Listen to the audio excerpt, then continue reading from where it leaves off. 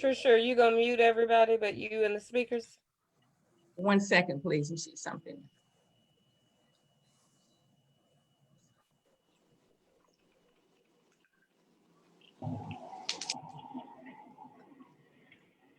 So what am I doing here? We should be live, Facebook.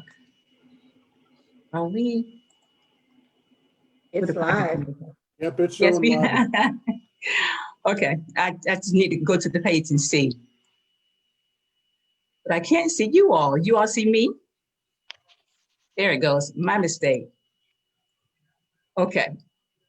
So we are live. We're gonna get. Let me see who's waiting in the waiting room.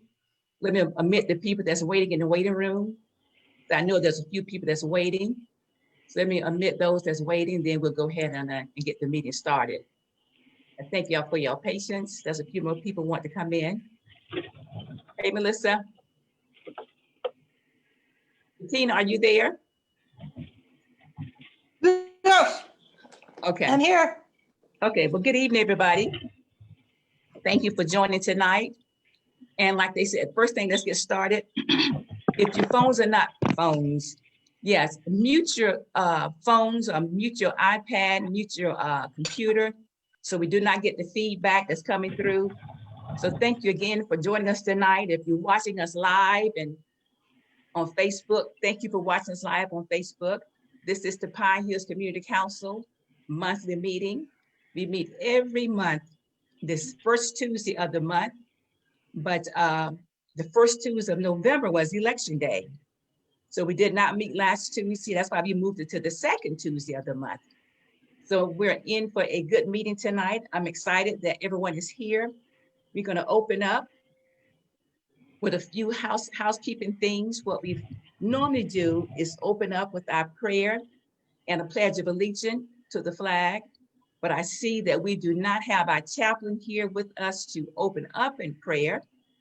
So we'll just, I think Miss Dennis, you do a prayer every morning at 6 o'clock. Can you open up in prayer for us for this Pine Hills Community Council meeting? I sure could. Thank you. Father, we just thank you right now, Lord, for the opportunity to come together and seek you as this community council go forward, Lord God. And we just pray that your favor will continue to be upon this council, Father. We thank you for adding continuously to this council, Lord God, and that this council will be a success, Father. We pray right now for your protection and your guidance. It's in the precious name of Jesus that we pray. Amen. Amen. Thank you very much. So let me give, so I get the flag up here. So how are we gonna do this? You know what? I don't want to do this. Let's go back to where I was. Oh my goodness. Let's go back to where I was. Let's just pretend that we do have a flag, and let's do a pledge allegiance to the flag. I pledge allegiance to the flag Allegiance to the flag of the United States of America, and to the republic for which it for which we stands, stand, one one nation, nation, under God, indivisible, indivisible, with liberty and justice for all. Well, Thank you very much. I'm gonna do one more thing here. Take one thing out. Okay, I'm gonna turn the volume down. Turn the volume down. So the president report, we're gonna look at the president report. We have an agenda. In order the agenda, we did the we called the meeting to order. We had the prayer, we had the pledge. Welcome everybody. I welcome everyone here. We got people on Facebook watching us.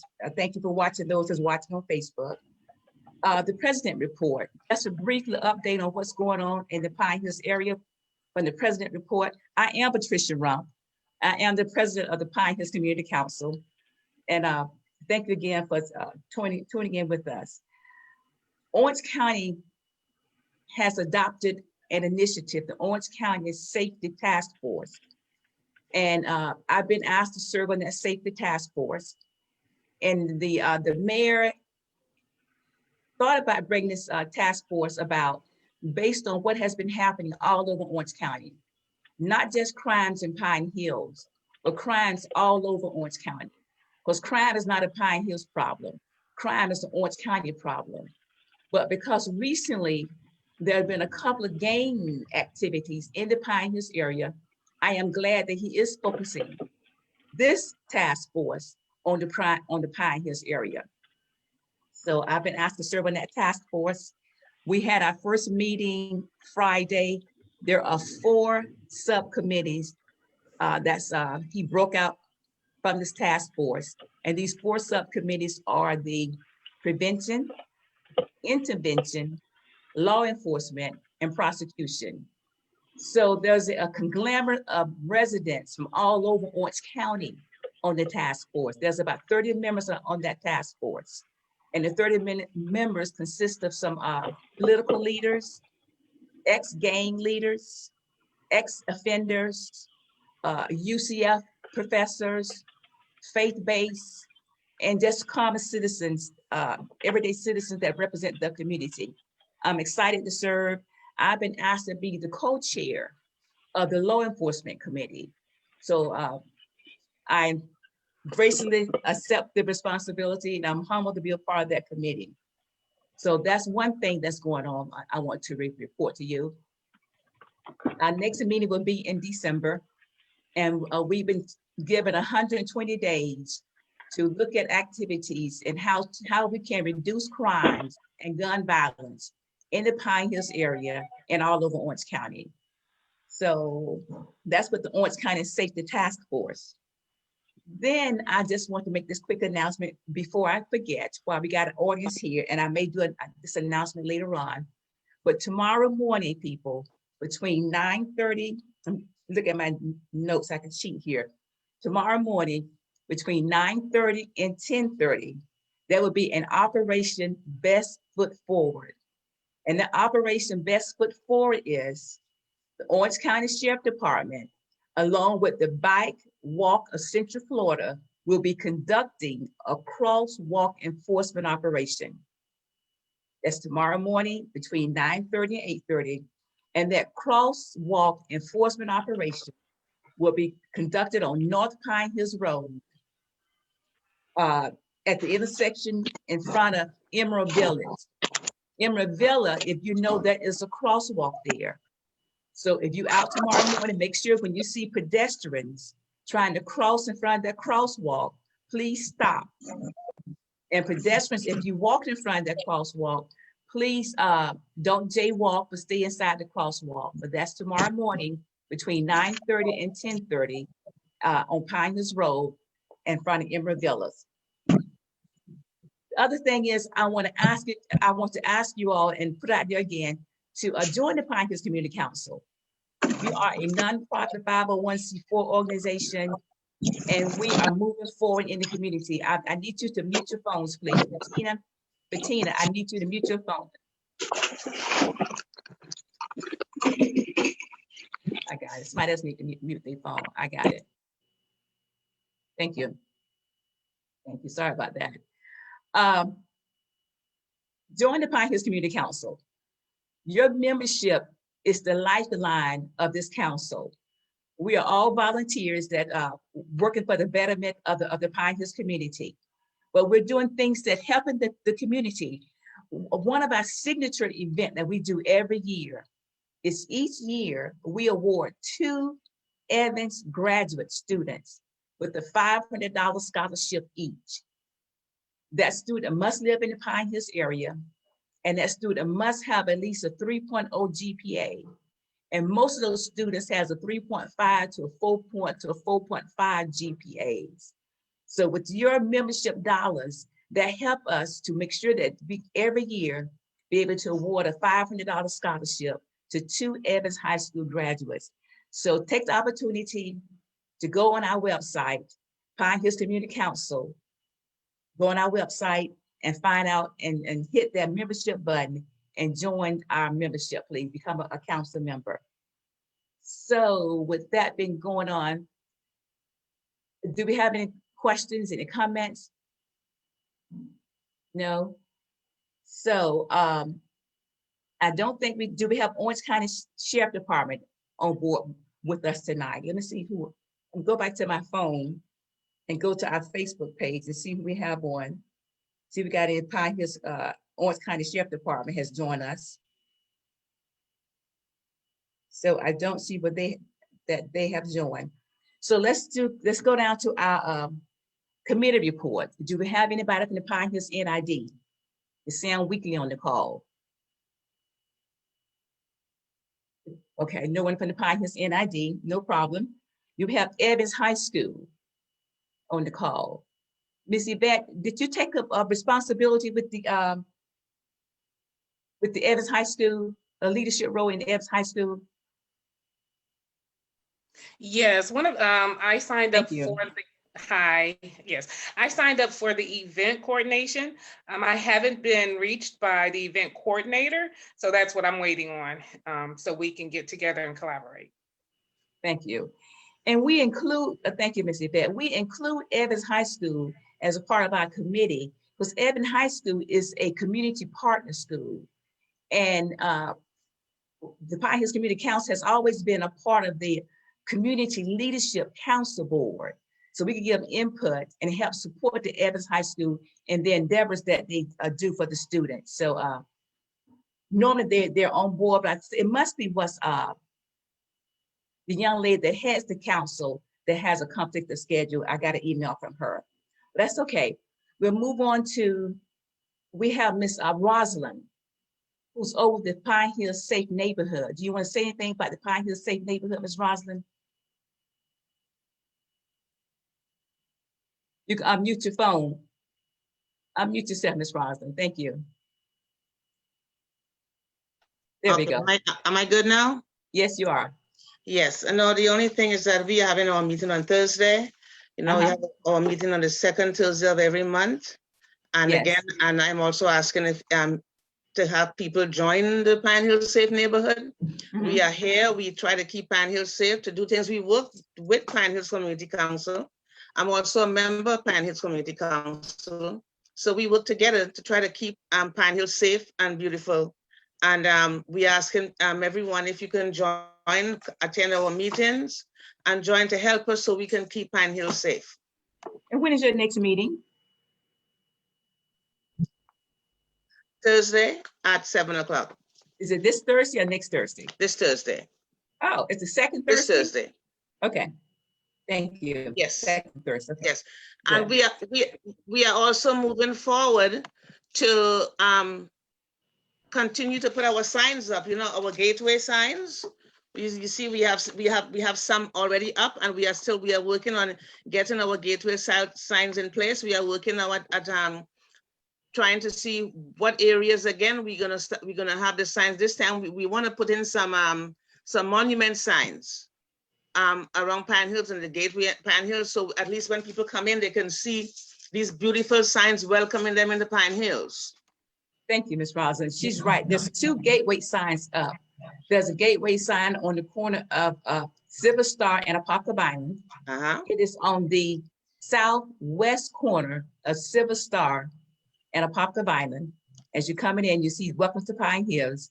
And there's a sign also on the corner of Hawassi and Okoye Road. Thank you. That is on the northwest side in front of that Family Dollar. So if you see those two signs up, that is what the Pine Hills Safe Neighborhood has petitioned with Orange County government to make sure that those signs are up. Thank you for your service. Mr. Melvin Philpott, I've shared the screen with you. Are you ready? Yes, ma'am. Let's see if technology works. Let's see if technology works. This is Mr. Melvin Philpott from Duke Energy. He's one of our guests tonight, along with Jeff from LYNX. So Melvin, he's going to tell us about the Duke Energy neighborhood program, or whatever you're going to tell us about, and we have questions afterwards. Take it away. Okay.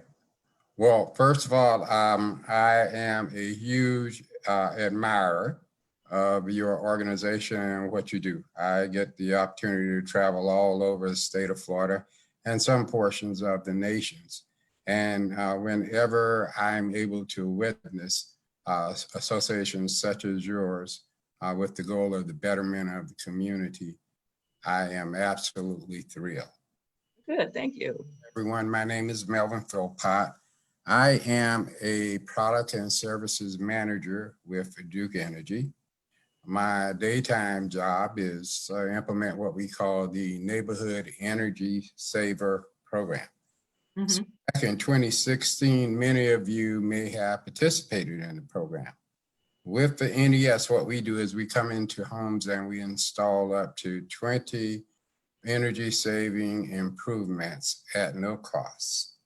The reason that it doesn't cost you anything is because we're able to leverage those dollars back from the state of Florida to be able to assist you with these opportunities.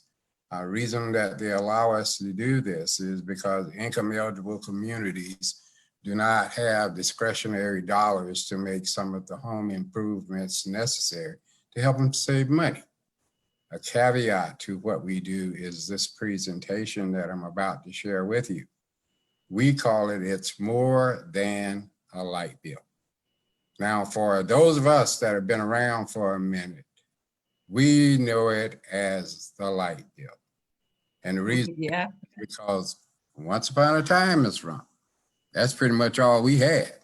We had lights.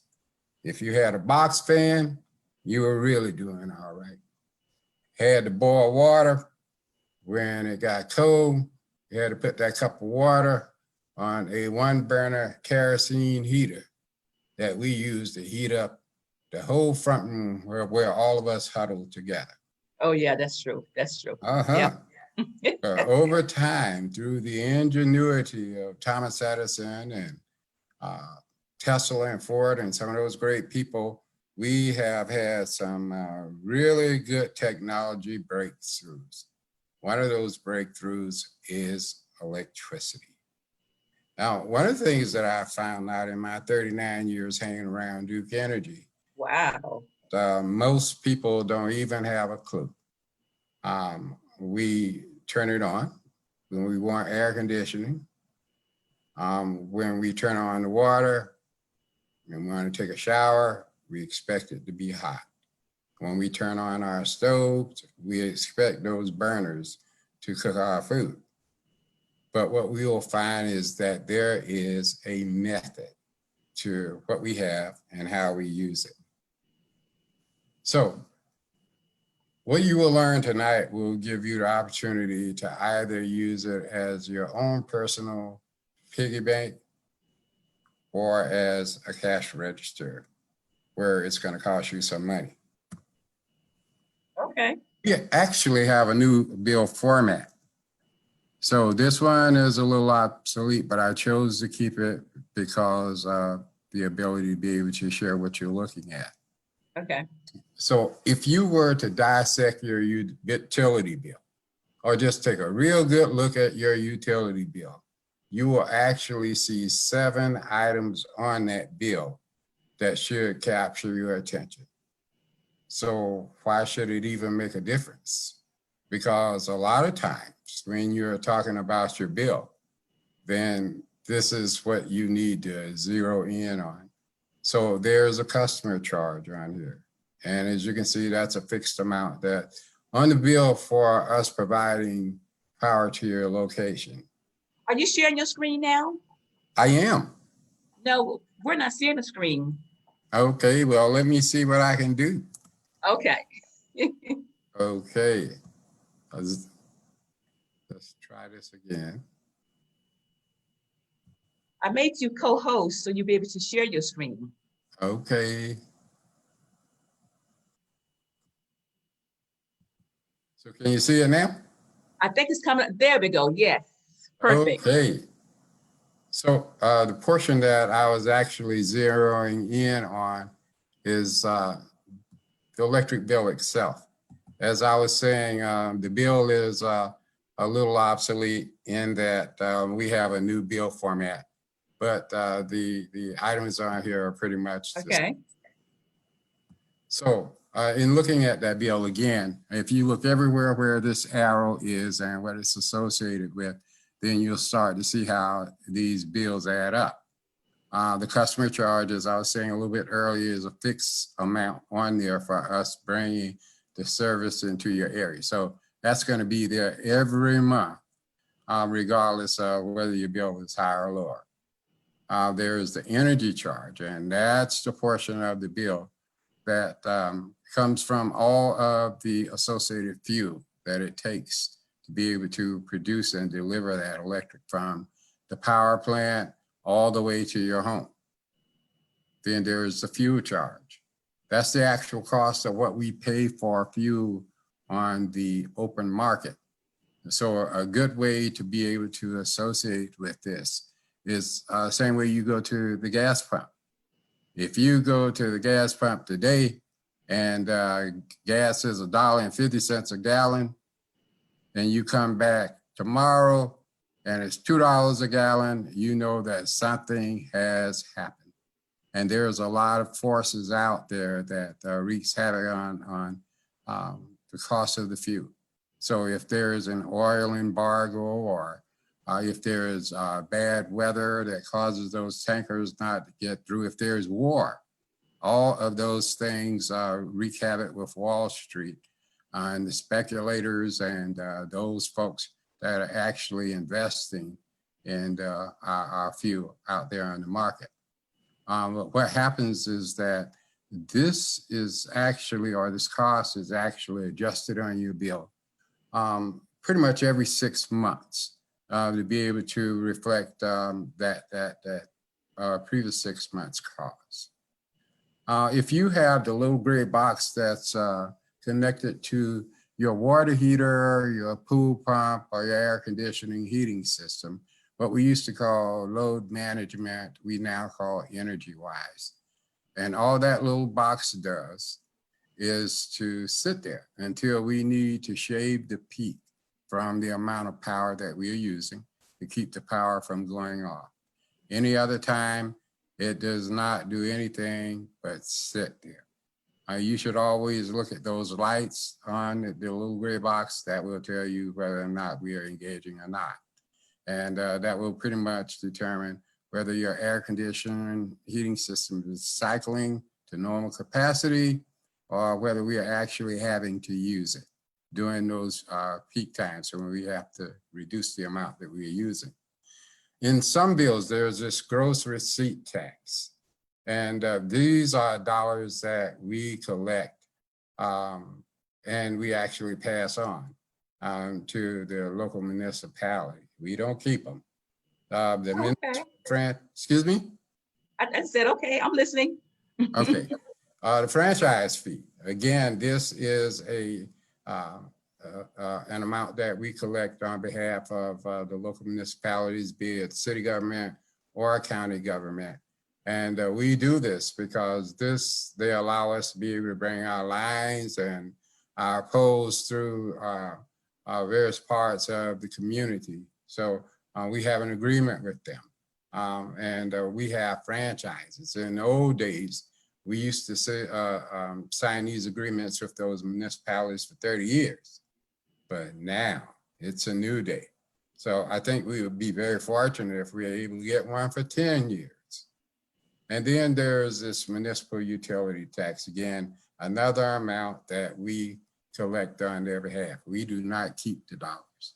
But the one thing that I want you to zero in on is that arrow that points to the right at the top of the bill that says billing period. Because the one thing that you really need to know is that you do not have the same amount of days in every billing period.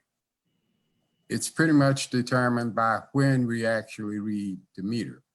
So it doesn't start at the beginning of the month and end at the end of the month. It's all depending on what cycle, as we call them, that you're in. So you may get a bill that's 31 days. Every now and then you might get one 33 or 34 days. Every now and then you might get one with 28 days. That's the first thing that you really need to be looking at when you look at your bill. How many days was actually in my billing period? Because that will determine whether it's automatically higher or lower based on the number of days that you're actually using. Hold on, Mr. Philpott, hold on. Mm-hmm. Can you go back to the screen? Because I got a question, please. There you go. Okay. My question is, I'm looking at item number 1 and item number 6, Mhm. customer charge. It's a customer charge. It's a fixed monthly amount. So my question with that is, what that fixed amount is based on? And then on item number 6, the franchise fee, it says franchise fee varies by community. How is that determined what the base of that community franchise fee would be? Say for instance, Pine Hills versus another community. Okay, Okay, thank you. so one of them I can answer. Number 6, I can't answer because I'm not privy to that formula process. Okay, The first one, the fixed monthly amount that we discussed, that's what we charge all of our customers. I think we have something like 1.5 million people in the state of Florida. And I think about 900,000 of those are our residential customers. And many moons ago, when we came up with a proportionate way to be able to distribute that fee, and this is pretty much what we came up with, and it stays pretty consistent. So I think on this example, it's somewhere around $8.76. So it's still somewhere in that neighborhood. I don't know exactly what it is, but it's something like that. But like I said, we spread it across the entire customer base. So to be able to give you an idea of what would make that higher is if we didn't have as many customers. So if instead of 1.5 million customers, we had 1 million customers, chances are that that could be a higher amount. thank you. So in other words, even if you burn less electricity, you still pay the same money. Yes, ma'am. For the customer charge. Yes. Yeah, for the customer charge. Mm-hmm. That is correct. Okay. So so you have a customer charge added to your whatever you use. Yes, ma'am. And that customer charge is just for providing the service? Yes, ma'am, to the location or the area.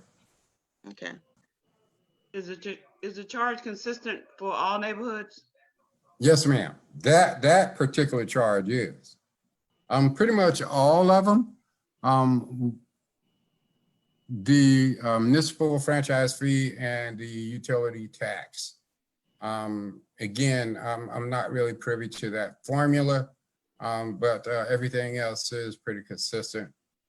With again, my analogy on number 3, and that being the fuel charge, because like I said, it's pretty much based on what we are paying for fuel on the open market, whether it be fossil fuel, coal, oil, natural gas. Those are pretty much fluctuate, again, depending on the state of the market. So one more question. So if someone has solar energy, are they paying that customer charge also? Yes, ma'am. Okay. Yes, ma'am. And at some point or another, that's another conversation that we will be able to come back and have with you. Because like everybody else, we are taking a deep dive into solar, just having to figure out how to really make it work for the customer. So you said you will have a conversation about solar at some point. Is solar paying off at this point? For the most part, yes, but to the point where it's actually a good investment for you. It's all dependent on how much you spend and when you're going to get your money back. Usually 5 years is a good benchmark to say that you've invested into something and you've been able to get your money back. Anything longer than that, it would just be time sensitive. Any other questions? Yes, Miss Bettina has her hand up. Bettina, can you hear me? Yes. Okay, there we go. I'm sorry, Bettina. My question is regarding the municipal franchise fee. Pine Hills, of course, has quite an extensive Duke energy corridor running through our community. And we've worked, Orange County has worked with Duke to clean up the north side, the corridor north to Silver Star Road, but we've been really hoping that we could work with Duke to through some partnership to get the south side cleaned up. So it is not just overground and it runs right through the heart of our community. And it needs to be maintained, and we would like to start the process and the conversation to work with Duke Energy, with Orange County to see how that can be accomplished. Okay, well, that portion of it would be managed by our governmental and community relations manager. Her name is Kari Conley, What's her name again? Kariconley. She's actually based out of our Winter Garden Operations Center. I have her number. She the one that Okay. referred me to you for the program. Well, I mean, for this contact person. So I do have Kari's number. Yeah, Okay, because- so Kari would be the person to pose those types of questions to? Yeah, I understand now. We have this municipal franchise fee that they're collecting money from us to compensate for the use of these right of ways. It goes to Orange County, but we need to make sure that they're cleaned up according to Orange County codes. Well, I believe the county would be responsible for maintaining those corridors. Oh, yeah? I think that they would say that was your responsibility. Okay, well, Kari is the person that you need to pose that question to. Okay. I have her number, Oh, Bettina, and we will thank follow you. up with Kari. Yes, I do have her number. Thank you. Okay. Good. Anything else about the bill? Okay. So the other thing I wanted to show you here is the breakdown of the bill. To go back to the point, it's more than an electric bill. Then you see that the vast majority of your dollars actually spent to air conditioning. So we actually air condition about 7 months out of the year. If you look to the top left, when we get into the heating portion of it, that's about 8.5%. And that's only if you have the latest, greatest technology that we call heat pump. If you have an old air conditioning heating unit, then that side of it would actually be a lot more. On the water heating side, this is the second biggest portion of the bill. And 17%, the refrigerator 12%, everything else is pretty much on demand. So it's pretty much based on what you use. But again, if you look at the refrigerator, the water heater, the air conditioner, that's where the vast majority of your money is actually spent every month. So what makes the bill high? Bad habits, we all got them. Old equipment, the older the house gets, the older the equipment on the house gets, and then the lower or less it actually runs effectively. Low insulation. The lower the insulation in your attic, then the more you have the heat and cold being able to penetrate the ceiling and get in the house. Leakage in the duct system, that's sight unseen. You don't know unless you crawl up in the attic and take a look at it, or unless you call one of our advisors out there to be able to do an assessment and recommend a test to find out if it's really leaking. A leaky house. More places that you have where the house is settled and you have cracks and crevices, different places, it also allows air to be able to flow in and out. And just plain old lack of knowledge. I always say if I didn't work for the company, I would be just like every other resident. I would not know. So again, the four major consumers of power is the air conditioning heating system, the water heater, and the refrigerator. So this one thing I like to say can be your best friend or your worst enemy.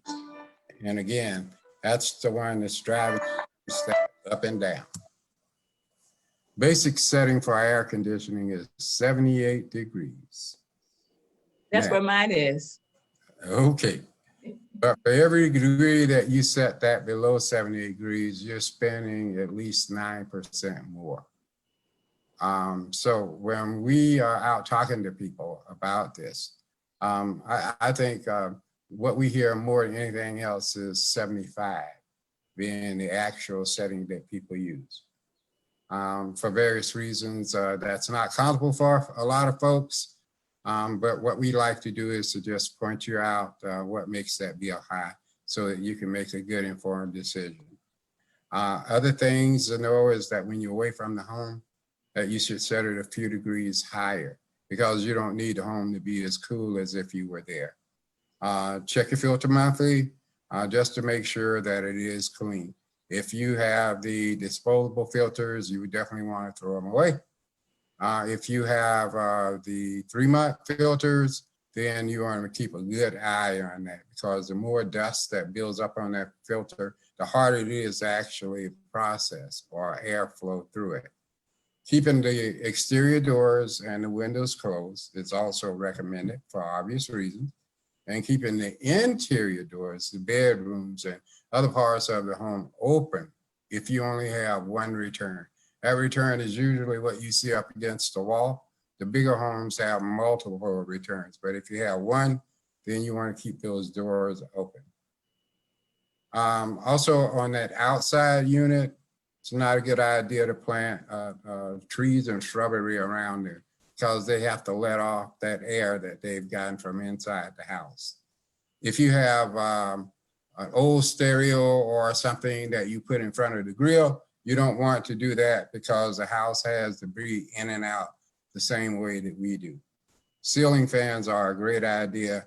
They only cost you something like a half a cent an hour to operate. The breeze from the fan makes you feel 2 to 3 degrees cooler.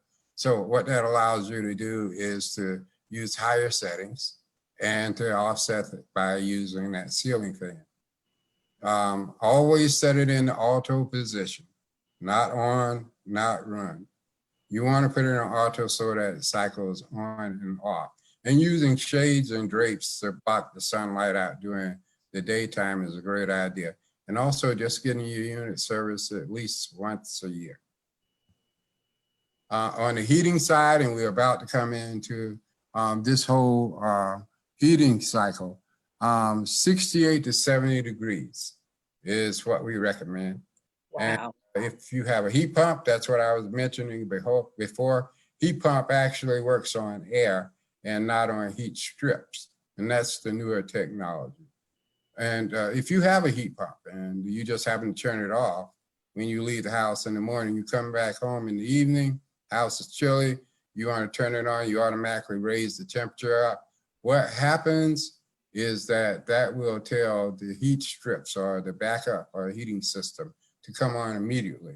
If you do that, then you got real problems. So if you have a little light on your unit, or I should say your thermostat, and you ever see that light kick in, that's when you're actually going to be spending a lot more money.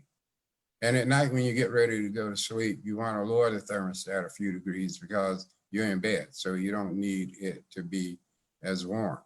And you want to make sure that you keep doors and windows closed. Sounds like a no-brainer, but you would be surprised. If you have a fireplace and you're not using it, you want to make sure that you close that little window that's called a flue so that air is not escaping.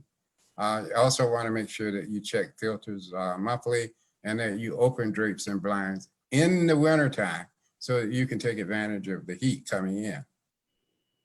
Now, this is what I'm talking about. As you can see, this is a cheap filter.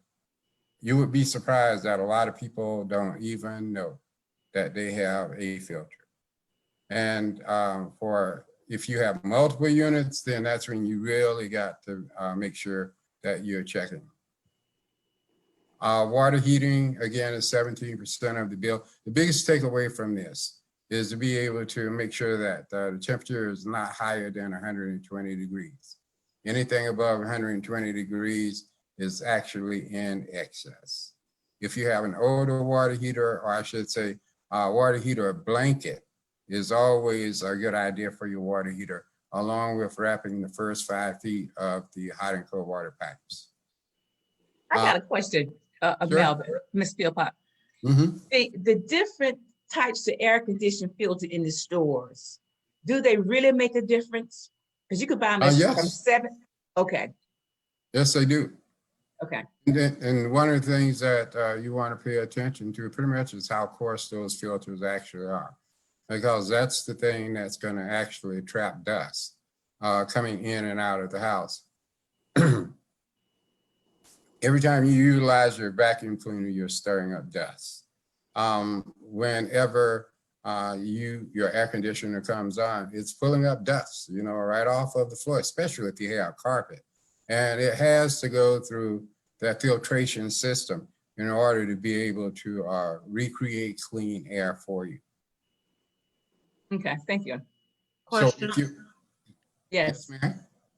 So a HEPA filter, is that more costly considering it's thicker? It is. I mean, more costly to use. Not to use, but to purchase. Yes, ma'am. Okay, yeah.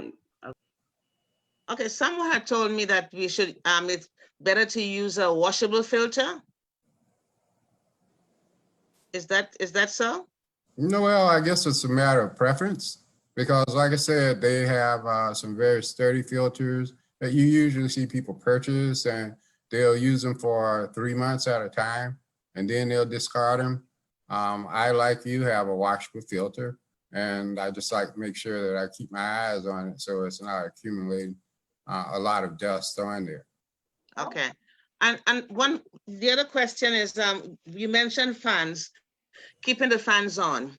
I was told that fans do not heat the person. It doesn't heat, it does not cool the room. So when you're out of the room, you should turn your fan off. What do you say to that? I say that is true. Fans do not heat spaces, cool spaces, it cools people. The breeze from the fan is what evaporates the moisture off of your skin. So that's what gives you the feeling of being able to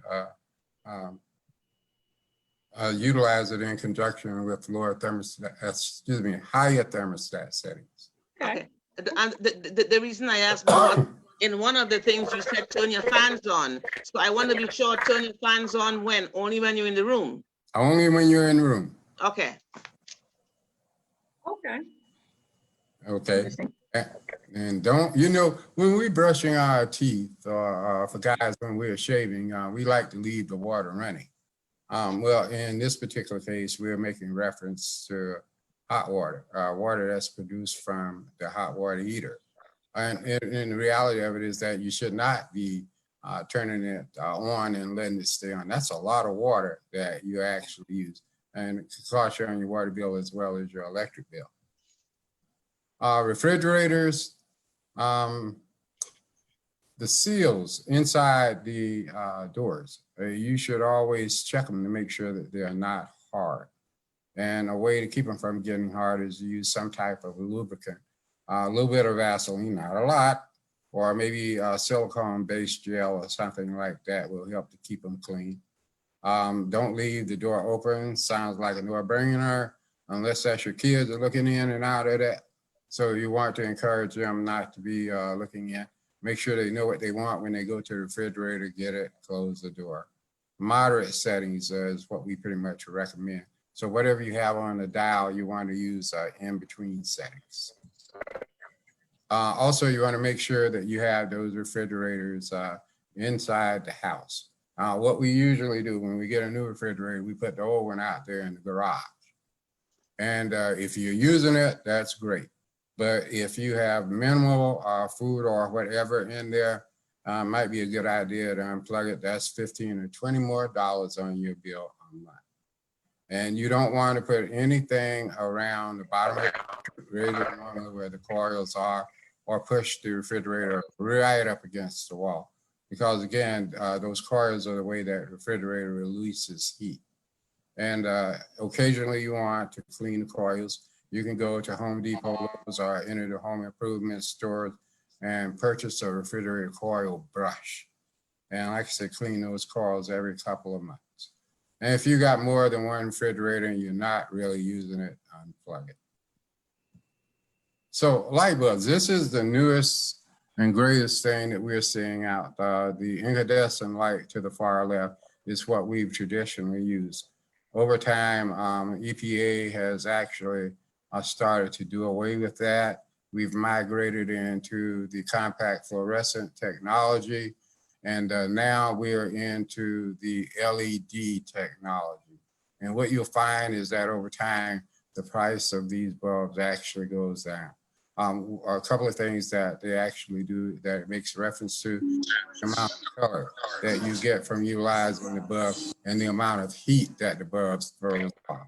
So going from the old bulb to the new bulbs actually reduces the amount of heat that they emit. Again, laundry, this is pretty much on demand, but if you look at how much that dryer actually costs you to use, it all becomes cumulative. The more loads you wash, the more it costs. Again, refrigerator, if you just look at from 1980 all the way up to the present, the cost has actually gone down substantially because of technology.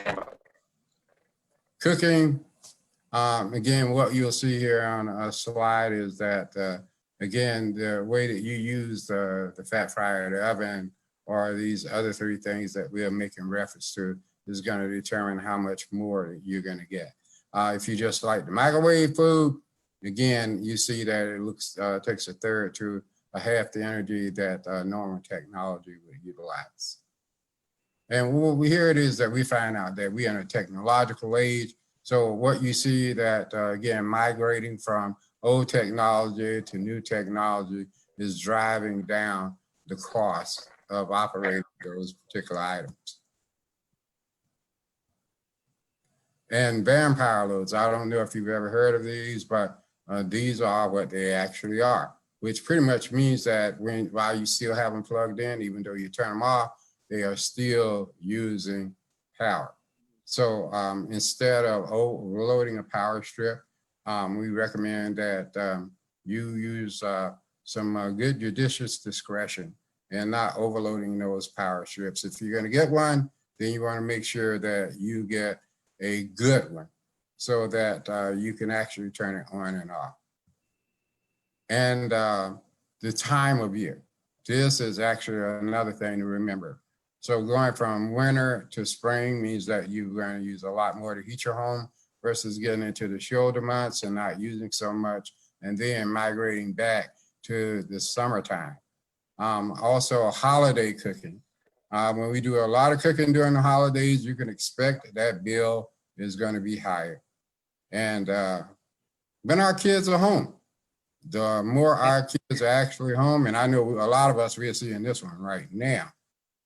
With the kids being home, they are using just a lot more, looking at more TV, going in and out of the refrigerator more, washing more clothes, and doing all of those things. And last but not least, Christmas. We love to decorate for Christmas, but realize that everything adds up. Individually, those lights don't cost much, but the more you string, the more you put out there, the more it's going to drive your bill up. And that's my presentation. Can I answer any questions for anyone? Yes, so thank you for this presentation. You mentioned earlier on about there's a program. And what I was reading also about the neighborhood-based approach in the division program. So tell us about the program, how we can partner, or tell us about the program when you all come in and help people save money with these 20 different energy saving products. Well, I believe we were actually in the community back in 2016. Okay. So that means that since we've been there, it's probably 7 years before we can even come back. Oh, wow. Say it again? Yeah. So I said we were there in 2016. It's probably going to be about 7 years before we can come back. Oh, okay. 7 years from now, or 7 years from 2016? 7 years from 2016. Mm. That's So, pretty much driven by the Florida Public Service Commission. 2023. oh, so 16, 17, 18, 19, 20. 21, 22. So 2022, you'll be able to come back. It might not be me, but somebody may be able to come back. Oh, you gotta be kidding me. Okay, Question. So yes. was everyone done in 2016? Excuse me? Did everyone have that energy saving program in 2016? All of those who participated, I don't remember the exact number, but we did numerous mail outs to everyone in the area in our service portion of the service area. Okay.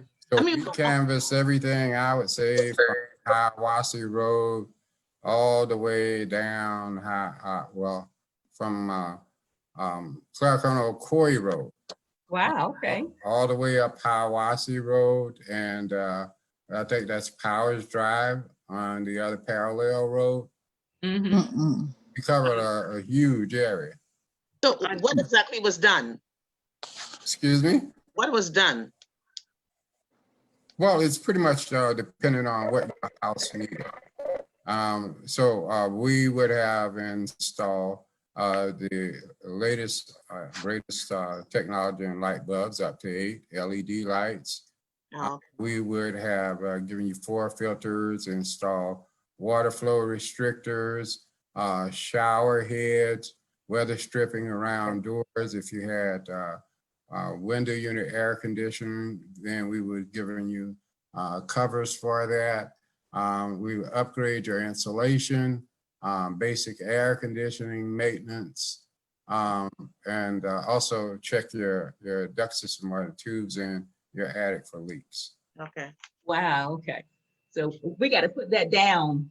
Whoever's in charge of Pine Hills Community Council in 2022, make sure that Duke Energy come back. I'll let you Yeah, I'm share. not planning on going anywhere, but in the event that I just don't happen to be around, Okay. there will be someone to reach out to. Question. Can you give me I the did- share? Oh, I'm sorry. Can you give me back the okay, go ahead, I'm sorry. I was trying to get that back from Mr. Field part as far as sharing screen. Oh, okay. Go ahead on Carolyn and ask your question. There we go. Okay. Thank you. There we go. Thank you.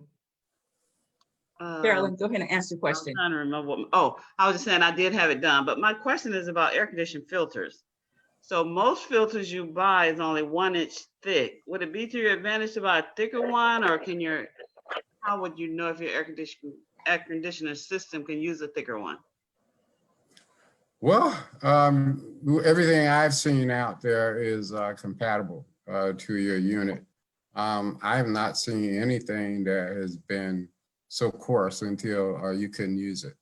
I heard one of the ladies made the comment just a little bit earlier, talking about using a hogshair filter versus using just a regular old filter.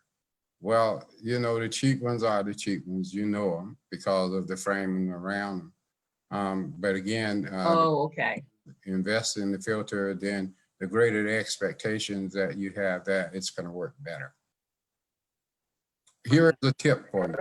If you see dust coming from your supply registers onto your ceiling, that's an indicator that either you're not changing the filters often enough or that you indeed have leakage in your duct system that needs to be taken care of. So, Mr. Philpott, one other question. So, when Duke Energy came through in 2016, they covered from Hiawassee to, let's say, Powers Drive, Pine Hills Road, from Clark on Ocoee Road. Did they go as far as West Colonial? Was that all included in Pine Hills? Yes, Do you ma'am. know? We went across 50. We went as far as we could in our service territory. Now, there is a portion when we get beyond that, that's actually Orlando Utilities. Question before we let you go. Maybe you have the answers. You could direct this to somebody else. When would Duke Energy change the street lights because the street lights in the Pine Hills are so dull. They're dim looking. So would they be changing the street lights over to LED where we get brighter lights on the streets? Again, that's a Cara Conley question. Okay. So we've got to bring her on board. Yes, Okay. ma'am. Okay, thank you, sir. Are there any more questions before anybody else? No. Hey, Thank you, Patricia, sir. good afternoon. Yes. Hey, Patricia, Someone had a this is question? Latanya. Yes, this is Okay. Latanya. I think this is Latanya. How are you doing this evening? Good. I Miss see your hand up Rush? now. Thanks. Thank you. Okay. Yes, I had a question, but I think he may have answered it related to Hiawassee and Highway 50. Because I'm, this is the Pine Hills area that's kind of unincorporated. So it's just north of Hiawassee, just north of Colonial on Hiawassee. So it's just trying to find out. And we do have OUC in this area. So it sounds like Duke Energy may have not serviced I guess the east side of Hiawassee, north of Colonial Drive and No, ma'am, Hiawassee. we can't go into their service area. We can only Okay. cover our customers. Okay. Yes. Thank you for that answering that question. You're welcome. Thank you, Patricia. You're welcome. Any more questions for Mr. Philpott? Thank you, sir. Thank you for your Thank y'all. presentation. Thank you for hanging around. I did learn some things. I hope you all did as well from the presentation, but we will put you down, come back in 2022. So we get to take advantage of some of these programs. Okay. So, but thanks a lot. You So are we're gonna move on welcome. to our next guest. Thank you. Jeff, are you ready? I need you to mute up. Okay, there we go, Jeff. Okay, I'm going to share my screen. So for those on the call who may not know me, Jeff Riney with LYNX, Senior Project Manager for Construction and Engineering. So I am pleased to finally say we're almost at 100% design on the Pine Hills Transfer Center. Thank God. It's been a long time coming. So Good. I'm going to share my screen if you're okay with that, Patricia. So to give people an Yes, update I of- made you co-host. There we go. Oh, let me maximize this. Can everybody see that? Yes. Okay, so for those that don't know, is LYNX probably about, well, back at that same time that Duke was there, 2016, bought the property south of the right side of your page here, where I'm signaling here, this white box is, whoops, is the Urban Leagues building. So we bought everything except the gas station. So we had come out to the community. We had some design charrettes where we met with the community. So, back in 2018, 2019. Since then, we've been working on design and working on the one thing that's taken us the longest is the legal agreements. If you asked me a year ago, would it take you a year to get legal agreements? I would have said no. The last one we're working on is Duke's been really good with us. We're just making some edits to that. So we had to get 3 agreements with the Urban League, and then we had to get one with Orange County. Orange County Parks and Rec is giving us $340,000 towards the building of the Pine Hills Trail through the site. And I'll go over the details of that in just a second. And then we're also working with Orange County Public Works because they're going to oversee some of the construction on Belco Road. So what will end up happening, we plan on putting this out to bid in January, and we're going to have 2 phases to the project. Phase 1's everything except this little white box. That little white box is LYNX's customer service is what's planned eventually. It's also for safety and security, for a supervisor to be in there. It's also a driver's restroom and a driver's break room. So phase 2 for us means that that'll be in, we're splitting this between fiscal years anyways, budget-wise, will be either 2022 or 2023 fiscal year, most likely 2022. Everything else will start. We're hoping to be able to start construction in April or May. So what you will see here, if you guys can everybody see my cursor? No. No. No. No? Let me see if I can do Yeah. something to make it. let me try this laser pointer. Can everybody see the There laser we go. pointer? Yes, Okay. yes, Okay. yes. Okay, so this right now, so the crosswalk is staying where it's at. But right now, this is the gate that we've got at the southern end of our property. So the trail will come through here. Trail will come through here. Trail will go here. And then we're going to be rebuilding the sidewalk along the north side of Belco Road. So what you see here is a rain garden. So fancy stormwater. This will be stormwater as well. We've got places for 8 buses. This will be an open area of grass for now. This is a parcel that's got availability for the private sector if they want to come in. It's 10,000 square feet base level. We've got the approval when we did the land use change for this that we can build up to 50,000 square feet. And then this will be a parking lot that can serve as, we just needed some minimal parking for LYNX, but it can also serve as people want to park for the trailhead. This is going to be some overflow parking. We're calling it for the Urban League, but that's what we're calling it. For all intents and purposes, it's just overflow parking. Biggest reason we're doing that is Urban League has been kind enough. We're going to be rebuilding their front parking lot since we have to move their driveway. So, Oh, okay. so what this will end up looking like, and then we'll be rebuilding Belco Road. Independent of us, the roadway fails in 2022 from a construction standpoint just because of age. But we're not widening it any except for right up here in this corner. We have to bump that out. Otherwise our buses will be kissing each other every day and we don't want that because that gets expensive. So we actually did have our architect put together some designs for the roof. And then we actually had that voted on our, when we were going through design, we had the Pine Hills Forward website. Came out to NID meetings, came out to Pine Hills Community Council meetings to let people know. So the next one is what the roof structure is going to be look like. So it mimics LYNX Central Station downtown. So in color schemes, we're working on all of that. So, but that will be what the roof looks like. We might not have these wings coming out here. One thing I've learned through this process, I'm going to stop my screen share if that's okay with everybody, and we can go back in if we need to. Oh, also, let me go back one.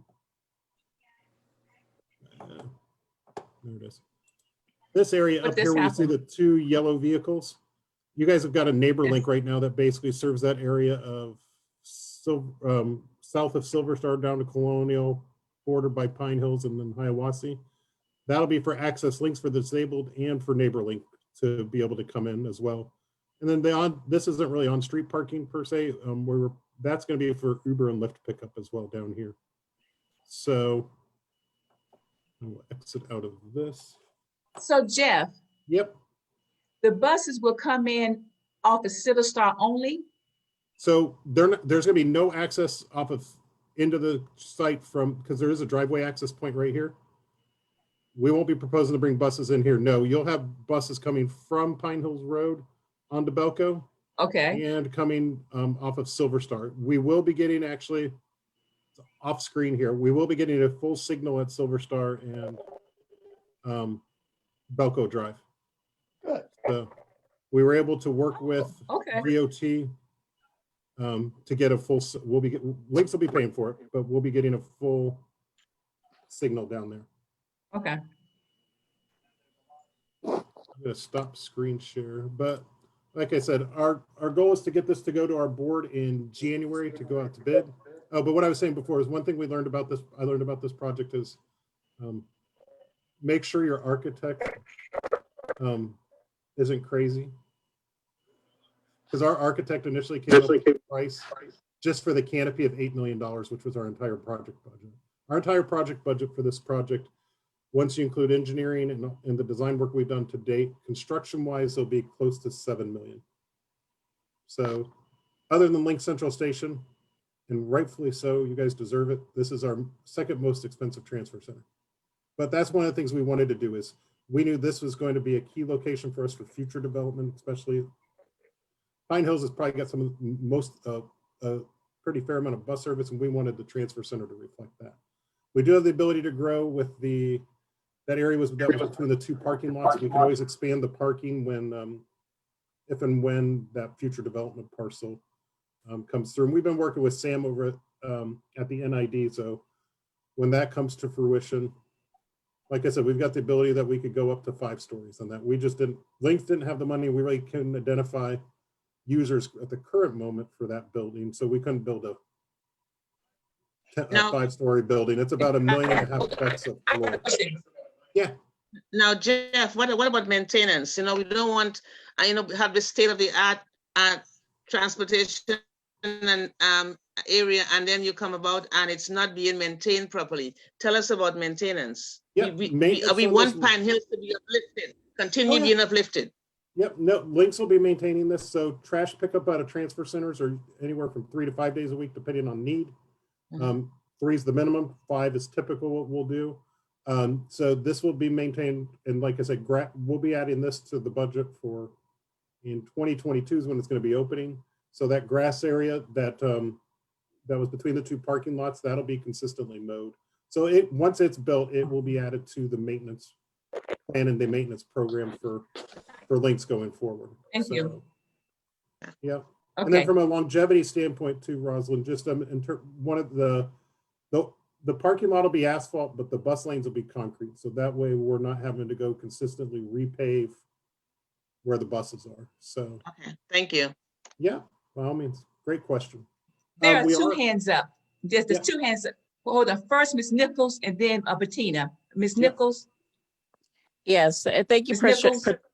Hi, Patricia. Thank you. Can you hear me? Yes, we can.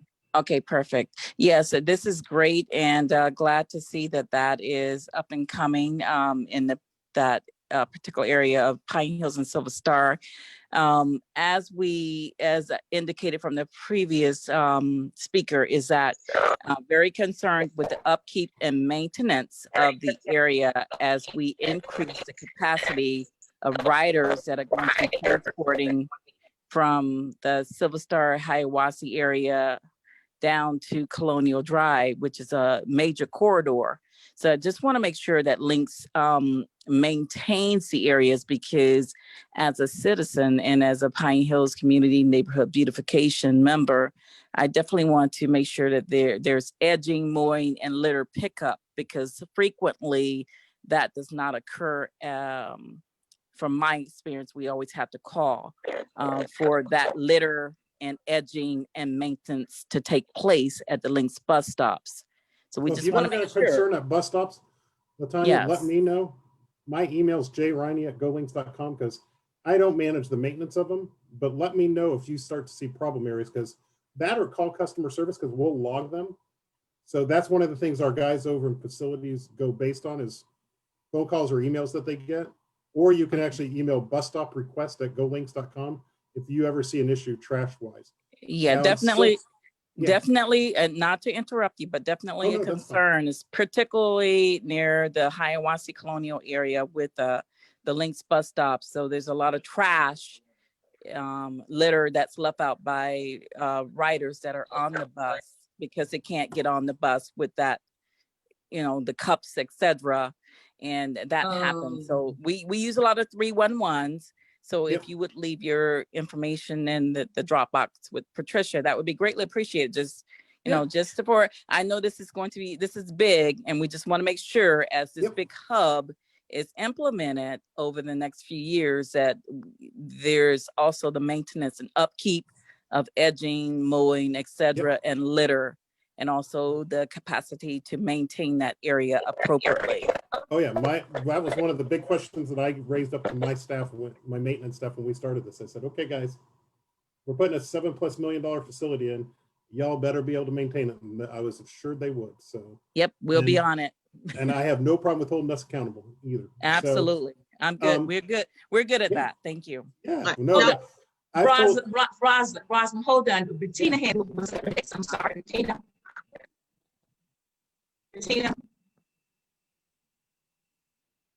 Bettina, unmute your phone. Can you hear there me? we go, Bettina. Okay. Yes, ma'am. Okay. Listen, I'm having trouble with my computer, so didn't hear quite everything because it was slowing down and moving and going in and out, but I have just a couple questions for Jeff. Ask away. Jeff, Yes. the neighborhood links, did you say you were going to go, was it just south or are you going to try to expand it north? If you can find me a pot of money, we can always expand it north.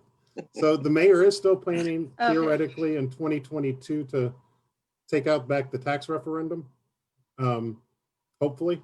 So that's additional service, like we've always said, is always contingent upon additional funding. So I will quote our public Okay. information officer. We are happy to put wheels on the ground wherever a funding partner wants to. All take us. right, so I'm sorry, you Oh, cut no, out. that's okay. Yeah, you cut out when you were talking about the roof. What happened with the roof design? Oh, no, remember way back when we had this Oh, yeah. crazy wave with all the stuff flying off the side of it? No, it was our architect. I think they were in a room getting high on something, if I can joke around with everybody here, because I found out that apparently architects don't pay attention to budget.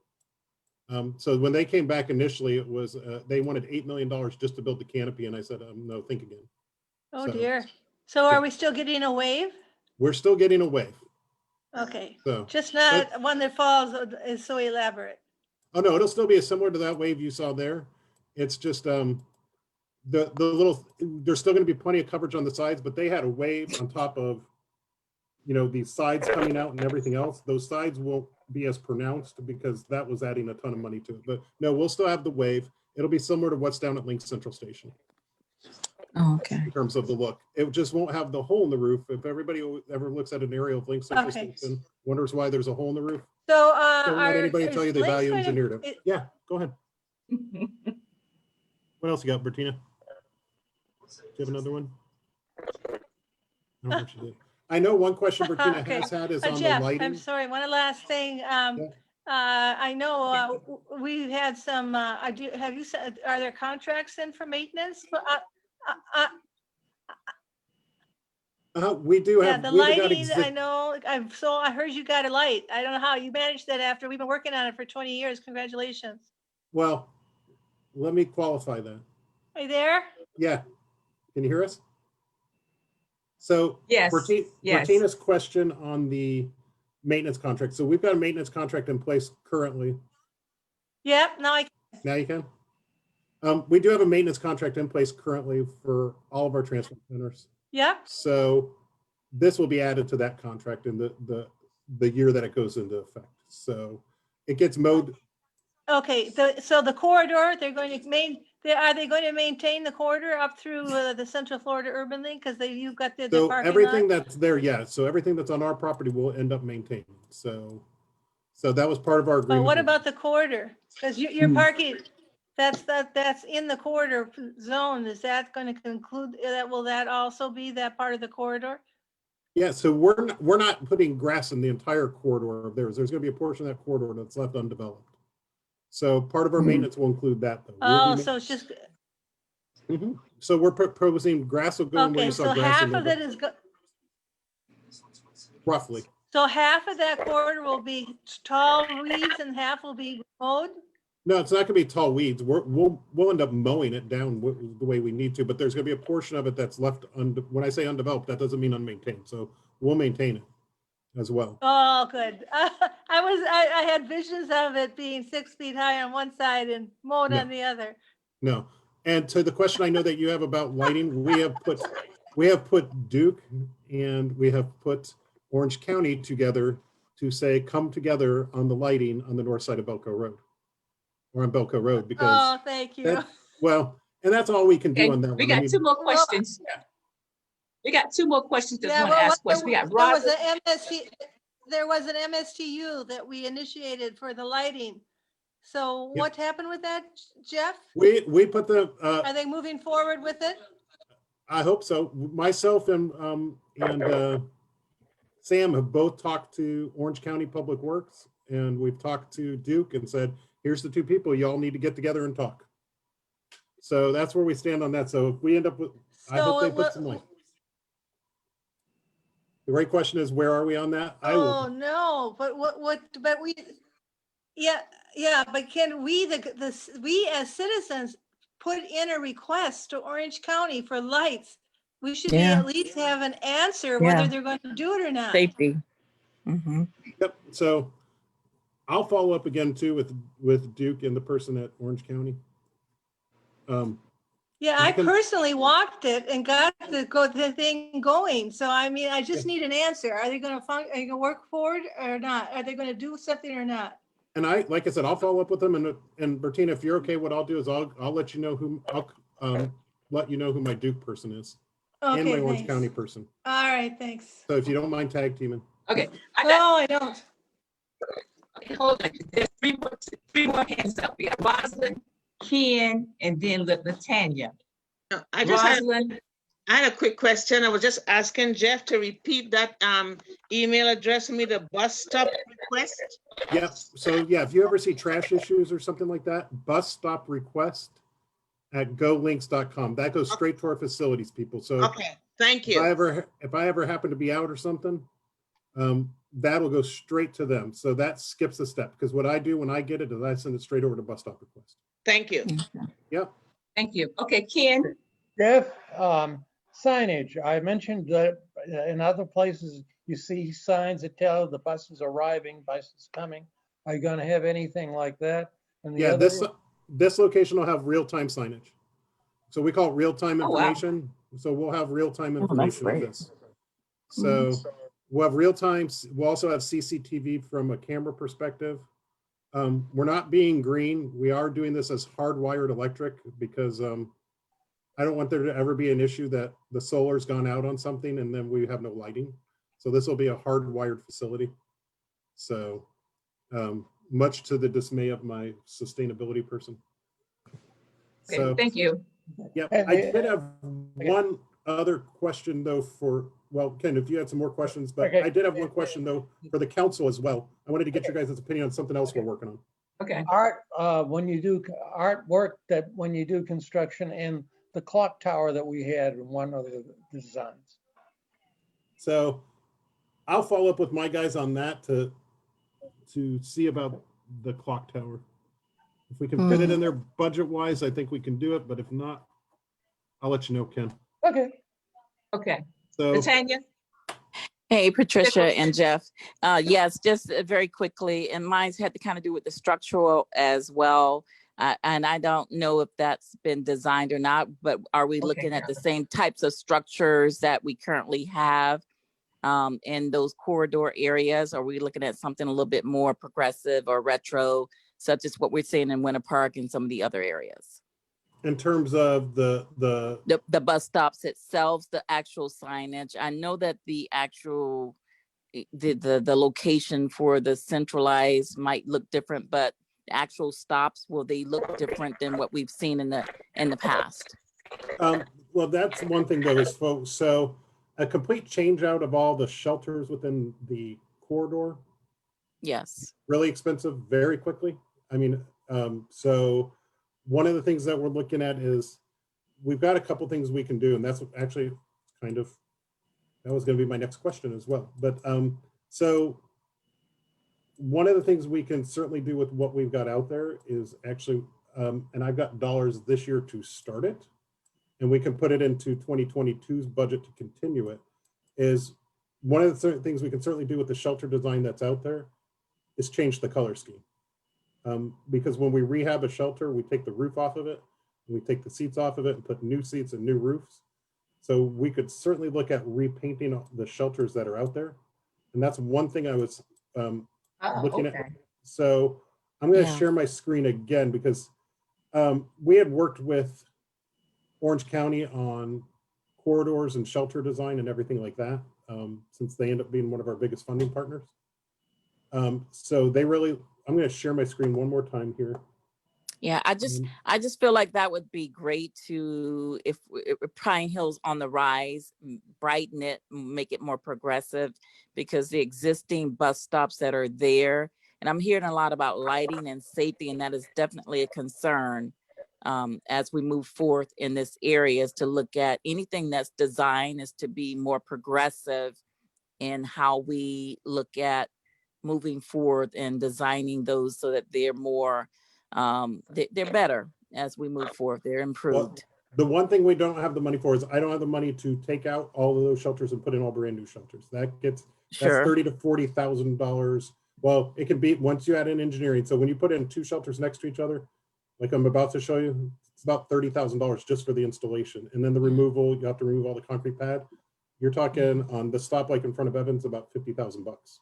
Yeah. I Are mean, you looking at partnerships as well, Sam? Or I forget your name, Jeff. for the Partnerships and shelters, sponsors. Yeah, the sure. way it's typically looked at for the shelters is our funding partners have relied on us to do that, and we use federal dollars to do it. Sure. So we haven't really looked at partnerships on that because one of the things we've tried to do is keep the ad clutter out here to a minimum. So the only partnership per se we have is if we put in an ad shelter, we've got an ad company that comes in and advertises on it. Okay. But like I said, one of the things we could certainly do and let me share my screen on this, because right now the shelters out there are, they're a cream color pole with a green seat, and that cream color pole ends up getting grimy really quick. Yes. So one of the things we could do. So do I need to make you host again? Let me just Jeff, try and share do my you- screen and see if that works. Okay. Can everybody see that? Okay, there we go. Yes, yes, yes. And this was an old paint job by an old company that we did as a test. But one of the things we could certainly do, I can change this color scheme to whatever we want it to be. We've done this just over at Evans as a test. So it ends up being a green seat. We can put a brand new seat on it. One of the things we've done, and I'm open to this. Let me stop sharing real quick and show you what we've done with what we've got. So, Latanya, it's a good question. I'm going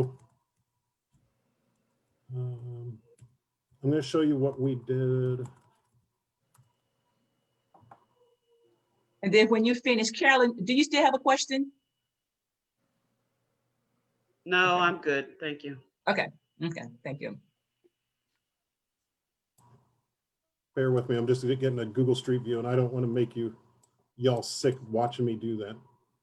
Oh, okay. So let me share screen again. So one of the things we did is we had a similar question, Latanya, from one of the Main Street programs, the one that's on 436 going to the airport. Yes. So the question they had is, what can we do with the shelters? I don't know, how long have you lived in Florida? Long enough to see what used to be, I called them the purple monstrosities. We had a purple roof, Yes. a pink seat, a yellow pole. Who in God's name ever thought that was a good color scheme? Tri-County Transit. Yes. Drove me crazy because they're a nightmare to maintain. So one of the things that this district asked is, what can you do? They wanted a white pole because their whole goal was to eventually have artists come in and put artwork on it. Oh. So that's just an example of what we can do. We can take the existing shelter. I can make the roof. I always tell people to stick with either like the black roof if you can, or do that one that we've got that's out on the corridor is called a copper coat that looks copper. So we could certainly look at repainting all the shelters that are out there. I've got money in the budget. I only put in because we've got Pine Hills going. We're also rebuilding Rosemont this year and rebuilding Florida Mall this year. So we got between all of there, that's about 10 million bucks worth of projects. So we didn't put a lot of money in the shelter budget this year because we have those going on. So I could put together so what we had planned on doing is repainting the shelters in front of Evans. There's the 2 6x9 shelters that are down there on the southeast corner of Hiawassee and Silver Star. Yes. And then there's one by the Walgreens. And what I was going to propose to do, we don't have to do it now. I can wait until after the first of the year to do this. And if you guys want to come back to the next meeting, we can talk about it. But what's a lot easier to do is to take what we've got and see what we can do to improve upon it. Sure. If that makes sense. Because like I said, otherwise, if you look at that shelter pad, this shelter pad to come out will come out of our operating budget, and that's about $5,000 to take it out because usually those shelters go down about 2 feet. It's not an inconsequential. So if we're able to improve on what we've got to bring it up to, so the 3 shelters I were looking at were the ones that have got the highest ridership. And then what I was looking at doing was for our 2022 budget year, we're already planning for that now, is I would look at doing the rest of the corridor. at that time. Okay. So, Thank you. Okay. Well, good people, is there any more questions? Approaching 8 o'clock. This has been a full council meeting. Jeff, you want to turn it back over? Flip the screen back so we see everybody. yeah. So do we have any more? There we go. So Jeff, there's 2 takeaways. Yep. You need to come back and address Bettina's question. And Ken left you with the question. I didn't write the questions down, but I'm sure that you wrote them down. Bettina asked your question, you're supposed to get an answer for Bettina. And then Ken asked you a question, you're supposed to get an answer for a Ken. Did you write the questions Well, down? on Ken's, we're gonna see what we'll have to look budget-wise once we go get our 100% budget stuff put into play. And Bertina's, I was gonna send her her and I'll talk back on with Duke. That was the question, was with Duke. Okay, perfect. So, but did you Thank guys want to think about color schemes and all of that? And you want me to come back next month and we can? Yeah. talk Yes. about that? Sure. We will. Everybody wants, yes, we will work on that, Jeff. Thank you so much. Okay. No Can problem. we get a copy of the PowerPoint? Yeah, by all means, I can. PowerPoint. To Patricia, can you send me a copy? I have those pictures. Yes, ma'am. Okay.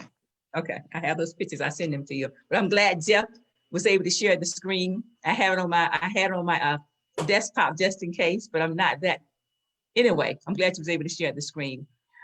Good people, it is almost 8 o'clock. Thank you for showing up. And that's why it's important that you become a member of the Pine Hills Community Council. I can't stress it enough.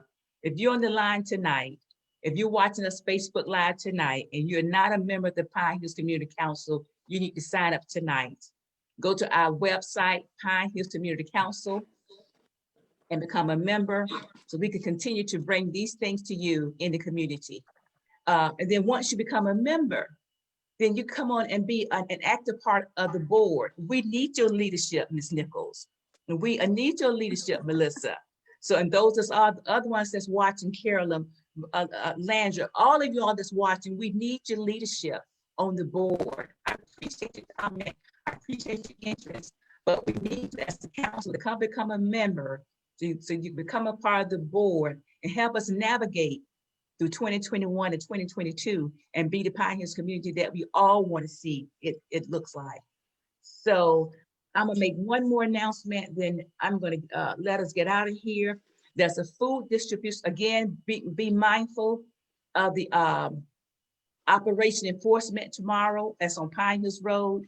That's gonna be right in front of Emerald Villa. Orange County Sheriff Department and the bicycle safety people is gonna be out tomorrow morning between 9:30 and 10:30 on Pine Hills Road in front of Emerald Villas. So if you see the pedestrians trying to cross in that area, you need to stop or you'll get a ticket. Pedestrians, you need to walk in the crosswalk so that we don't hit you. That's tomorrow only, I believe. Other thing that's happening tomorrow, let me pull the screen up right quick. I think I'm able to do this. Can you minimize when you're recording? Okay, forget that, Patricia. Share screen. I'm gonna share one more thing here, share screen. This is something new in the Pine Hills area, and it is called dedicated. Oh, that's the wrong thing came up. Why did that come up? That was only 2 days for election. That's not what I'm gonna show you. Give me 1 minute here. I just had it. Okay, help me here now. Share screen. Dedicated Seniors Medical Center. It is a new senior medical center for our seniors and off of Hiwassee. It's located in the old J. Marsh Shopping Center, where the Rose Shopping Center is. But this is what I'm getting at. Tomorrow, they are offering free laundry at that laundromat in the Westgate Shopping Center Plaza off of Hiwassee. It's tomorrow only from 1 o'clock to 4 o'clock p.m. It says, come and enjoy a day of free laundry and free books, courtesy of Dedicated Senior Medical Center. That's the first, I think it says the first 100 people. So I want to put that out there. That's tomorrow. They are new in the community and they want to partner with the community. And we're looking forward with the Pine Hills Community Council to partner with them. So that's tomorrow at the laundromat in the Westgate Plaza off of Hiwassee. Go and take advantage of this free laundry service that they could be doing from 1 to 4 and free books. There's a telephone number you want to call for more information. The last announcement, I'm gonna stop sharing the screen. The last announcement is on Thursday, we will continue the food drive on Silver Star. There's two young ladies, Dr. Trisha Bailey and Sandra Fatme. For the last, I think, 3 months, they've been hosting a food drive on the corner of Silver Star and Pioneer. I'm sorry, I don't have the exact address, but it's on the corner of Silver Star and Pioneer. That's every Thursday morning from 10 o'clock until 12 noon. Stop by this Thursday or send someone there. Other than that, I don't have any more announcements. Do any of my council members have an announcement? But be ready at 8 o'clock, people. We've been going from 6:30 to 8 o'clock. Any more comments or observations before we dismiss? I say thank you again for joining us. So all minds are clear? Yep. Yes. Yes. Okay, all minds are clear. Thank you. Have a good night, comma council member. Good night. Bye-bye. Good night. Good night. Thank Good night. you. Thank you. Bye-bye. Thank you. Good Bye-bye. night. Bye-bye.